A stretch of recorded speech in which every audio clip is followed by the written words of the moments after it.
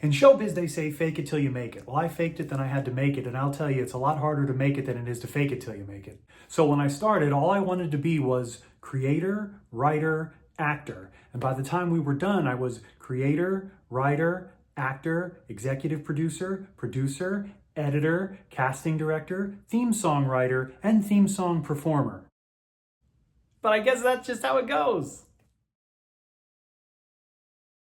I started writing Checked Out in 2018, and then in 2019 I had a read through. I was living in LA at the time. Started to show it to people, and they said, well, you know, you wrote this as a web series, right? I said, yeah, I wrote a 9-episode web series. And they said, well, it's hard to get people to invest in a web series because there's usually not much of a return. So they said, make it a pilot. So I took the first episode and I took it from 10 pages and made it into a pilot. And then I got a literary manager who was showing interest in the fact that I had the script.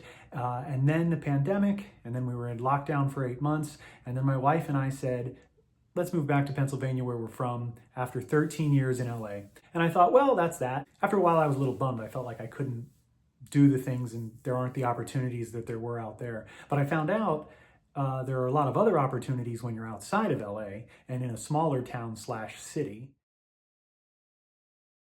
My father said, Andrew, isn't your one script, it takes place in a hotel, right? I said, yeah, it does. He said, well, you know, I'm friends with the general manager of the hotel in town. You should talk to him about it. He loves the arts. And I thought, oh, great. Yeah, I'll go talk to him about it. And he loves the arts. And then he'll say it's going to cost me, you know, $30,000 to rent all the space. And then that'll be that. But sure, why not?